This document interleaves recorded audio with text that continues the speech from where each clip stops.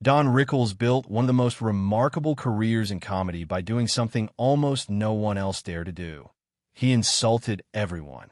Whether he was joking about presidents, movie stars, musicians, or complete strangers sitting in the audience, nobody was safe once Rickles stepped onto the stage. Surprisingly, people didn't resent him for it. Instead, they laughed harder than ever, because beneath every sharp remark was a sense of warmth and affection. For decades, Hollywood's biggest names willingly became the target of his famous roasts. Frank Sinatra adored him. Johnny Carson invited him back again and again. Even powerful political figures accepted his jokes with smiles. Rickles had a unique gift. He could make someone the punchline of the evening and somehow leave them feeling honored. But despite decades of success, there was one man who refused to play by Don Rickles' rules. Unlike everyone else, this actor never laughed. He never smiled. He never fired a joke back. And that silent reaction became something Don Rickles never truly forgot. That man was Denzel Washington. To understand why this bothered Rickles so deeply, it's important to understand how his comedy actually worked. Many people believed his success came from insulting others, but the insults were only one part of the performance. The real magic happened when the other person laughed along. Rickles wasn't trying to humiliate people. He was inviting them into the joke.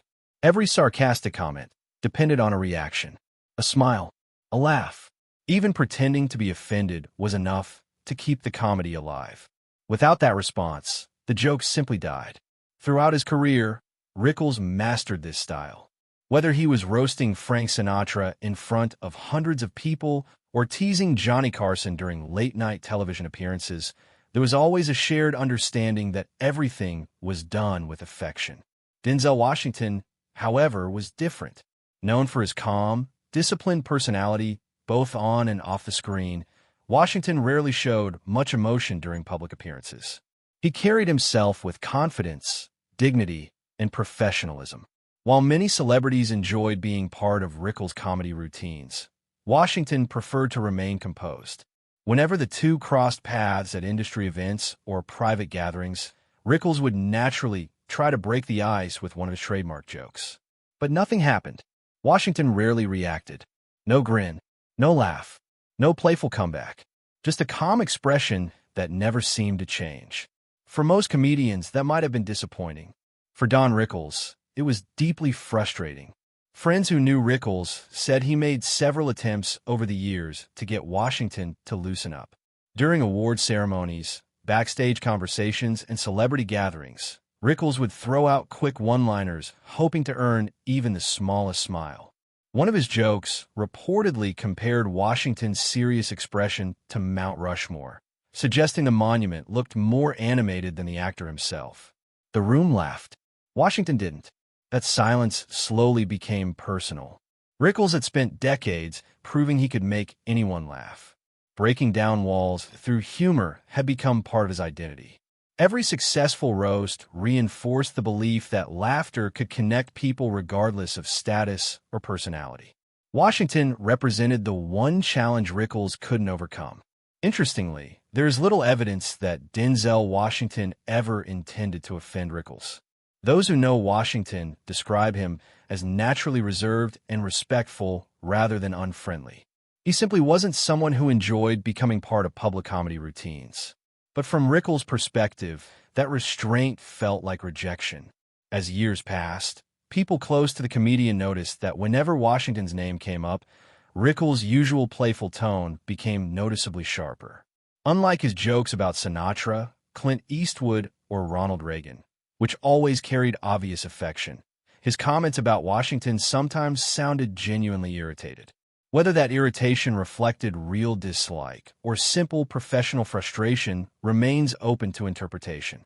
What is clear is that Rickles viewed comedy as more than entertainment. To him, laughter was a bridge between people. It broke down social barriers. It dissolved egos. It turned strangers into friends. When someone refused to cross that bridge, Rickles felt something important was missing. Ironically, Washington's silence may have revealed as much about Rickles as it did about Washington. The encounter exposed how much the legendary comedian depended on participation. His greatest talent wasn't simply delivering cutting remarks. It was creating shared moments where everyone understood they were part of the same joke. Without that shared understanding, even the funniest insult lost its power. Still, this single frustration never overshadowed the extraordinary life Don Rickles built. Long before Hollywood embraced him as the king of insult comedy, he had been an ambitious young man from New York chasing dreams of becoming a serious actor. Few could have imagined that the quick-witted kid from Queens would eventually become one of America's most beloved entertainers, earning friendships with presidents, movie legends, and millions of fans around the world. Before Don Rickles became the fearless comedian who could roast Hollywood's biggest stars without hesitation, he was simply Donald J. Rickles, a young man growing up in Queens, New York, with dreams that looked nothing like the career he would eventually build. Born on May 8, 1926, Rickles was raised in a modest Jewish family in Jackson Heights. His father, Max, worked as an insurance salesman, while his mother, Etta, devoted herself to raising their son. Although the family wasn't wealthy, they encouraged Don to think beyond the limits of his neighborhood. Even as a child, Rickles had an unusually quick wit. He loved making people laugh, often cracking jokes in school that landed him in trouble with teachers but made him popular among classmates. Humor became his natural language, helping him connect with people and stand out in every room he entered. Despite his talent for comedy, Rickles never imagined becoming a comedian. His dream was to become a respected dramatic actor. After graduating from high school, he enrolled at the American Academy of Dramatic Arts in New York, hoping to build a career on the stage. He envisioned himself performing Shakespeare, starring in serious plays, and eventually making the leap to Hollywood films. Life, however, had other plans. Before he could fully pursue acting, World War II interrupted his ambitions. Rickles joined the United States Navy and served in the Pacific. Military life exposed him to difficult conditions, but also reinforced one lesson that stayed with him forever. Humor could bring people together even during the hardest moments. Among fellow sailors, Rickles discovered that a well-timed joke could ease tension, boost morale, and create lasting friendships. Those experiences shaped his understanding of comedy, not as cruelty, but as a way of helping people cope with life's pressures. When the war ended, he returned home determined to revive his acting career. Unfortunately, acting jobs were scarce. To pay the bills, Rickles began performing in small New York nightclubs. At first, his act focused on dramatic storytelling with only an occasional joke mixed in. The audiences weren't impressed. Night after night, his performances struggled to connect. Everything changed during one unforgettable evening. While Rickles was on stage, an audience member interrupted the show with a sarcastic comment. Instead of ignoring the heckler, Rickles fired back instantly with a sharp, improvised insult. The room exploded with laughter. That unexpected reaction completely changed the direction of his career. Rickles realized people weren't responding to rehearsed material. They loved the spontaneous version of him, the fearless performer who could think on his feet and turn almost any situation into comedy. From that moment forward, he embraced a style few comedians had ever attempted. Rather than relying on carefully written punchlines, Rickles walked onto the stage, looked around the room, and started talking directly to the audience. No one was safe. He joked about hairstyles, clothing, accents, occupations. Even celebrities sitting in the front row became instant targets. Yet somehow, people didn't leave feeling insulted. They left feeling included. Rickles possessed an extraordinary ability to make people understand that every joke came from a place of playful affection rather than genuine malice. As his reputation spread throughout the 1950s, nightclub audiences packed venues simply to witness the unpredictable comedian who could transform ordinary conversations into unforgettable performances. Soon, he earned the ironic nickname that followed him for the rest of his career, Mr. Warmth. The title perfectly captured the contradiction that defined Don Rickles. On stage, he appeared ruthless. Off stage, friends described him as generous, loyal, and deeply caring. His insults weren't designed to tear people down. They were invitations to laugh together. That unusual balance eventually caught the attention of one of the most influential entertainers in America, Frank Sinatra. At the time, Sinatra wasn't just a legendary singer. He was one of the most powerful figures in Hollywood. Many performers were terrified of offending him. Rickles wasn't.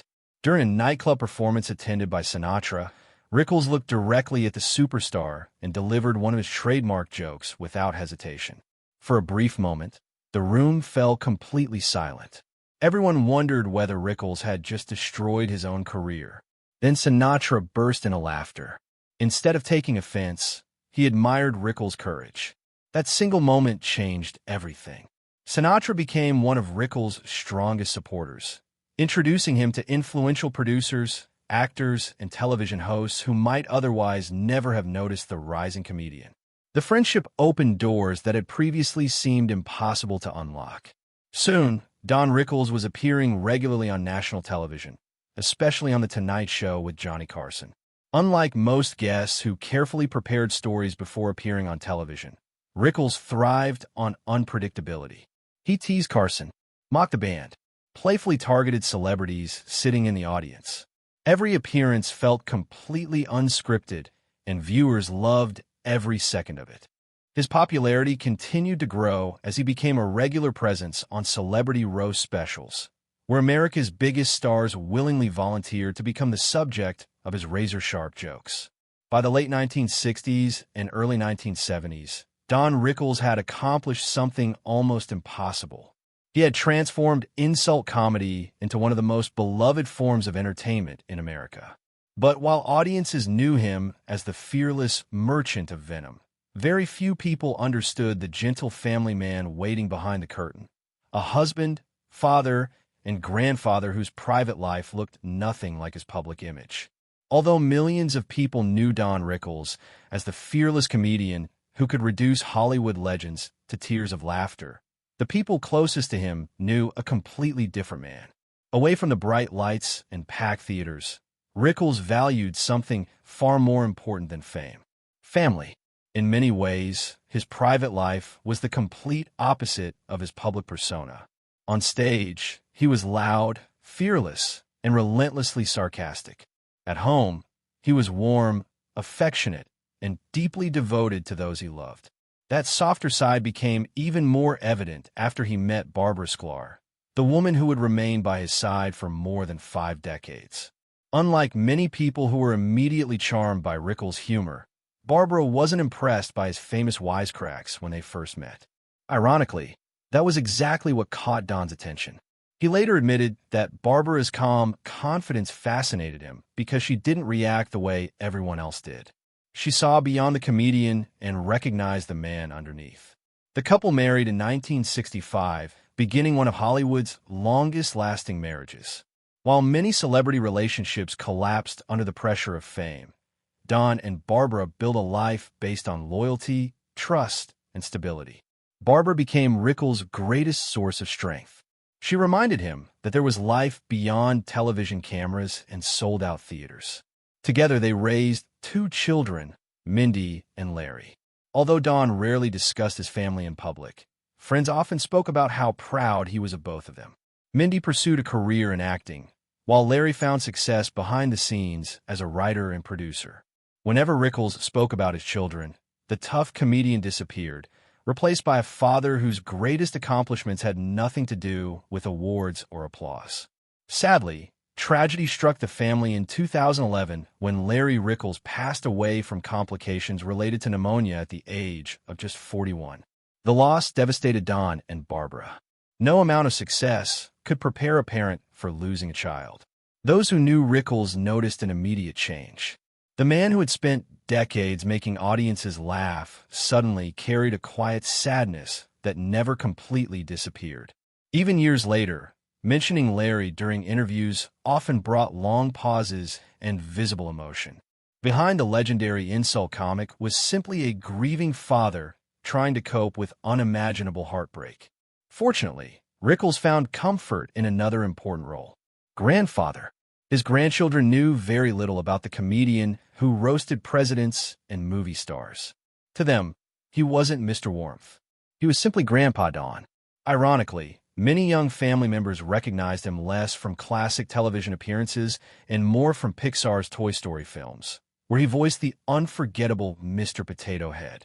Rickles often joked that after spending decades building one of the greatest comedy careers in history, children only knew him as the talking potato.